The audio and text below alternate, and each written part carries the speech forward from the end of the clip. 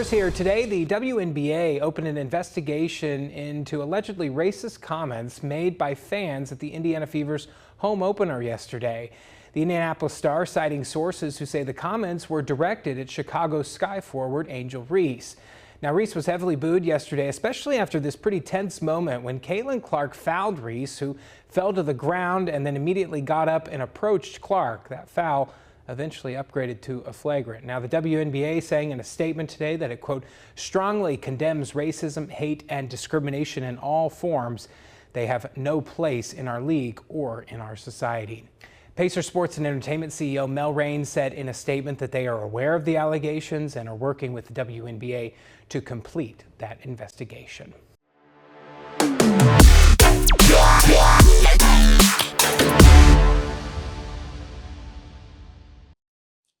So, before we begin, make sure you like, subscribe, and share this video. This will help me out a lot. So please, guys, remember, like, subscribe, and share this video. I was drinking some orange juice because I'm feel like I'm coming down with a cold, and I wanted to take a trip somewhere, so I was thinking of going south.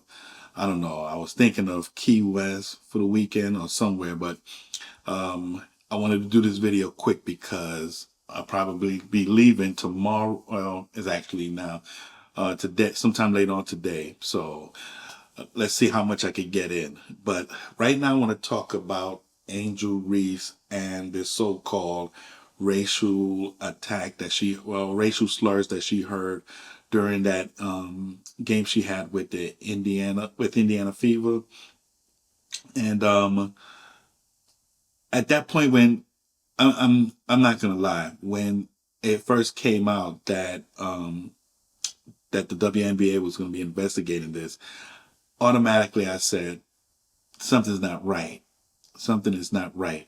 And at first I was gonna say I don't blame her, but in actuality I do, because she's following these race pimps, these race hustlers, these fake black, so-called black leaders who make every other black feel like they are oppressed, that slavery is still here, like, saying stupid stuff like they're going to put you back in chains and all this other stuff. And you have people that take advantage of that. And so Angel Reese, no, she's not playing well, horrible shooting, just simple layups she can't do it. She's what, 6'3"? And she's having a hard time doing layups. In fact, sometimes like she just flailing her arms, just throwing the ball up. I don't get it, just everywhere. But when she said that, it kind of bothered me, because it's once again taking us back and really making us look like victims every chance we get, every time something happens. And I'm not saying that there's not people out there that do have those racist tendencies, because they're out there, but they're also in blacks. There's black people that are racist. There's Asians that's racist. I met a few Hispanics. They're out there. They're out there. But every time any little thing happens, there's always something racist. And Angel Reese really took this one too far. And even I got upset, because she is supposed to be, that shining example of success, just supposed to show what winning is like. And instead of concentrating on the game and lifting her image up as an excellent athlete and just a great person, great entrepreneur, and so forth, instead she likes to play these games. She don't concentrate on the game. That's why her game is horrible. She can't do simple layups. She can't shoot. It's just horrible. But she always want to look cute and want to dress nice, and she's showing signs of some serious narcissism. It's just really bad. But her behavior reminds me of Jussie Smollett, or how Dave Chappelle liked to call him, Juicy Smoulier. You remember that bozo, that clown? You remember him, right? Yeah, I remember him. Jussie Smollett says that attack happened just a short distance from here. Today, police don't have any suspects or even a solid description of the men, a reported crime that has rattled Hollywood and just about everyone else. Jussie Smollett, a longtime actor and star on the hit TV show Empire, tells police he's the victim of a brutal beating that took place on this Chicago street. Investigators say they're treating the reported attack as a possible hate crime. Can you head over and check in a bearer report? Early Tuesday morning, Smollett says he was approached by two men yelling out racial and homophobic slurs. Investigators say he was attacked. An unknown chemical substance was poured on him.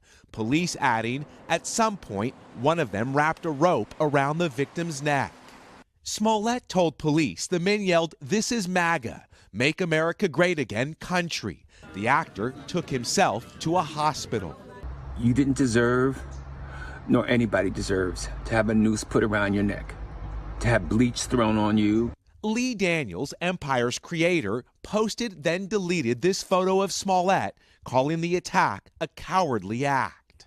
With no suspects or even a description, today detectives say they've expanded the search area for cameras, but thus far, no video of the alleged assailants or a vehicle has been discovered. One of Smollett's friends says he spoke to the actor hours before the reported incident. It's just further evidence of the vitriol that is going on in our country and that is growing. Y'all are so much fun. Smollett, who recently appeared on Today with his brother and sisters, is an outspoken social justice activist and an advocate for the gay community. He came out to Ellen in 2015. I get some ignorant tweets every once in a while. This morning, a flood of support from well-wishers and big names on social media. Kerry Washington, Reese Witherspoon, Viola Davis, and Steve Harvey tweeting this video. This is about coming to the aid of another brother that has tasted the brutality of hatred, racism, and bigotry. The NAACP and GLAAD also among the chorus condemning the heinous crime, the one Smollett says took place on these Chicago streets. This morning, police have still not classified this as a hate crime because their investigation is still ongoing. Smollett is said to be recovering well, according to his family.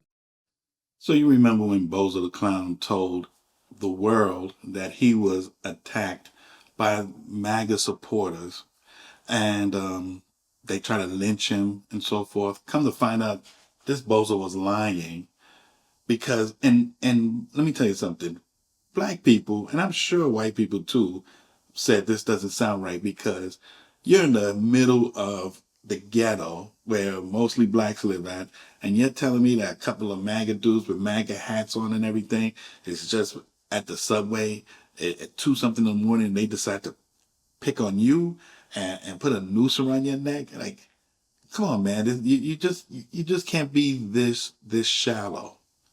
But he is. That's what he is.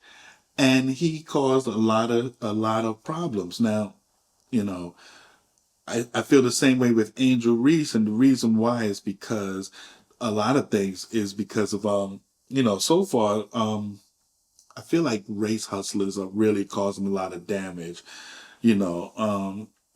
Instead of fostering constructive like dialogue and solutions, these race hustlers they perpetuate grievances and so forth just for profits or maybe some political agenda. These guys, they're terrible, and it's insane. Like for blacks, we could be discussing real issues like economic opportunities, schools, well, Trump did do criminal justice reform, but we can be doing this kind of stuff and showing true progress. But instead, we're once again in that victimhood mentality instead of empowerment, and that's what's driving me crazy. When the focus remains on like these outrage instead of solutions, we're defeating ourselves. We're failing. We are failing, in America. I know people you can, there's people out there that's going to take advantage of certain things, but you can't tell me that You can't tell me that people are not getting starting to get sick of this. There's always this identity based conflict. Excuse me. Than shared national unity or anything like that. It bothers me because when race is used as a political tool rather than a facet of personal identity and community, we like I said, we defeat ourselves. We defeat ourselves. So I don't know. Angel Reese, by doing this, she really made a. First, I want to read this statement by Clay Travis. He wrote this on Twitter. He said, the WNBA announces that after investigating, they found no racist comments from Indiana fans. Shocker. I know. Angel Reese lied. She's Jussie Smollett with a worse shooting percentage, which that is true. Still no comment on Brittany Griner's blatant racism, though. Brittany Griner, she's the one that said trash, trash effing white girl or something like that. I can't really say if that's what she actually said. That's why I'm not really commenting. But if she did, I would definitely speak out. But I can't tell. She could have said trash, calling Caitlin Clark whack. She could have said whack. I don't know if she said white or whack. So that's why I'm not pushing the issue on that. But this one here, yes, I am going to say why I'm upset with Angel Reese, and I agree with Clay Travis. And so I think you guys should look at that. But also, Jim Banks, he's a senator in Indiana, he said something. Angel Reese owes Indiana fans an apology. I agree 100%. Because people came there to see the game. And as a player, you're going to get booed. You're at the opposing team arena. They're going to boo you. Always. And because you and Caitlin Clark have history, of course the fans are going to support Caitlin Clark because she's in Indiana. The game's in Indiana. And so they're going to boo you. But to come out and say that they use some racial slur that you don't even know. And then when people ask you questions, you're like, next question. You probably that they're investigating and nothing came out of it. It seems like you're causing more problems than solutions. And this is going out to Angel Reese. Causing more problems. You're continuing to divide because every time you scream this and racial that, and it turns out that there's nothing, then there's a problem, and I don't know. I don't know what it is that we need to do to have that that victim mentality and not that not the victim mentality, because you're doing well.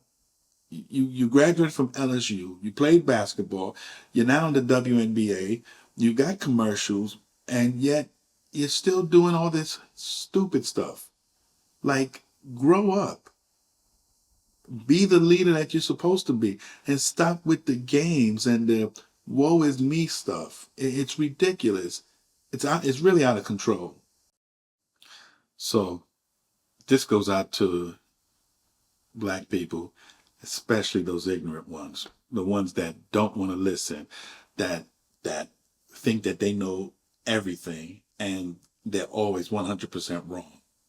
And especially to these race hustlers, oh my God, this is so, it's getting old to keep repeating myself and others about this. But we've reached a crossroads and we have choices. We can choose to have that victim mentality, or we can remain bound by the narrative of division. We've heard a lot of voices tell us that our past must define our future. That we are powerless. That we are powerless against forces beyond our control. Now, this stuff is I call it crazy talk. because our past does not define our future. This is what history is about. When we learn history, and I love history, but when we learn history, we take the past and we improve it. We do better. It doesn't define us. Our past define our future. You know, our past improves our future. You know, it gets better. You know, there's nothing controlling us. There's nothing holding us back. We can determine our future. We can write our story. We can write our story to success.